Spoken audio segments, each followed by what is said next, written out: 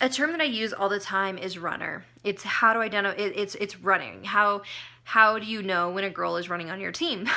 How do you identify your runners? That's what this video is about, is identifying the women who are running in your business. Sometimes a runner is not as easy to identify as you would think.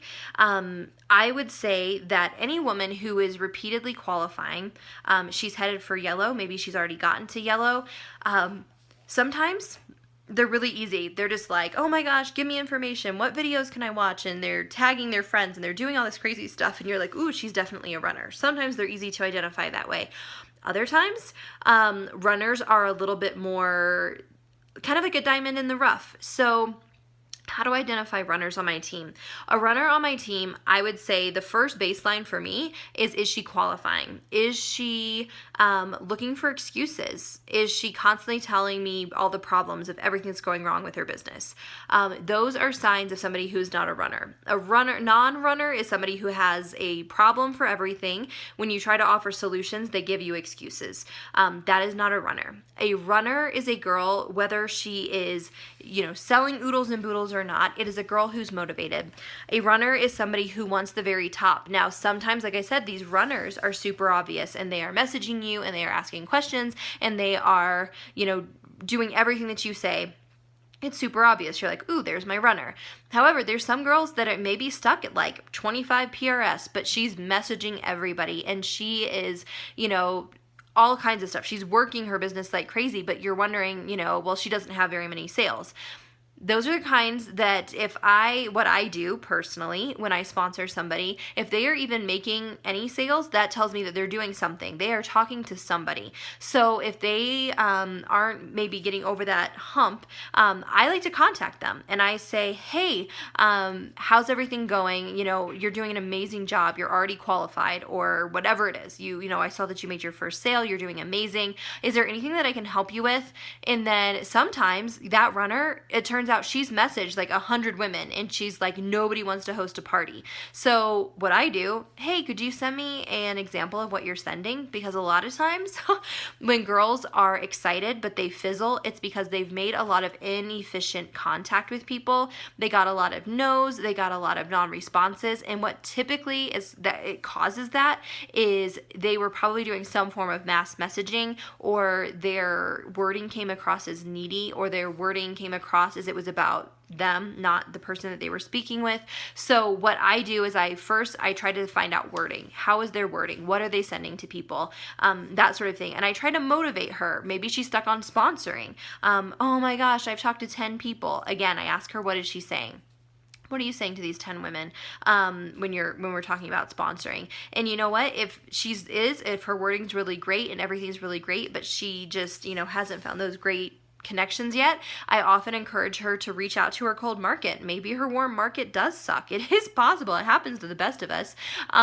So then I try to give her some options on how to reach out in different ways than what she's doing. So that is an option. But so your runners, I would, first of all, is your girl brand new? Is she selling anything? If she is not making excuses and she's willing to put in the work, she's a runner. If she's motivated and she's willing to work, she's your runner. So sales don't always mean everything. And this is why it's really important to be in contact with your girls and to understand what their goals are. So they launch with you and they're ready to get going.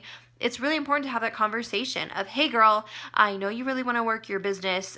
So I want to know, what is your goal in Younique? What do you want for your business? Those leading questions are good because it gets them going.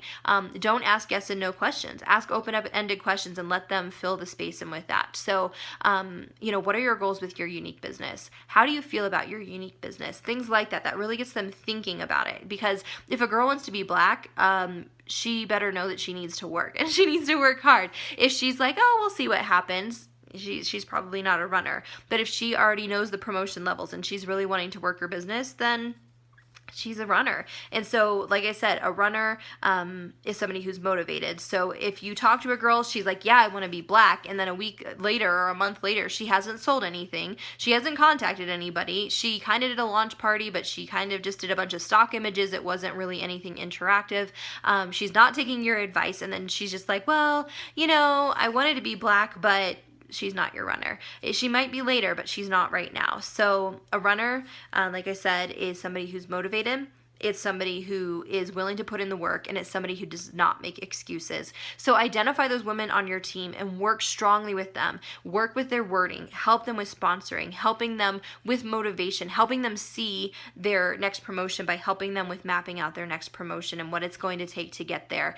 And then work with those who are working with you. And girl, you need to continuously be sponsoring, continuously. I make a goal of never sponsoring any less than 3 women every single month, because we need new blood. New blood cures old problems. And so it's vital that you continue to sponsor, because that is how you continue to hit your promotion. If you want to continue and hit green, you need to be sponsoring, because the truth is your team who ran for blue last month, one of the girls on that team might have a weird month. She might have personal problems go on, or something crazy happens and they don't hit blue.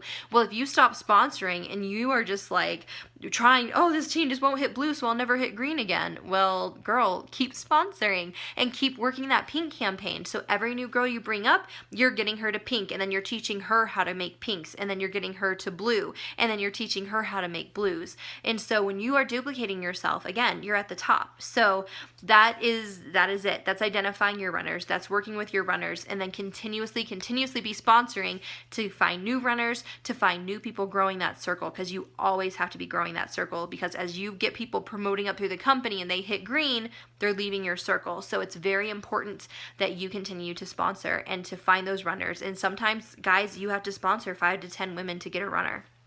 It happens. So the more you sponsor, the better. And so looking into ways to sponsor is going to be another one of the videos that I do here, some sponsoring tips. So that's what I have on identifying and working with your runners. Love you, ladies, and I will see you in there.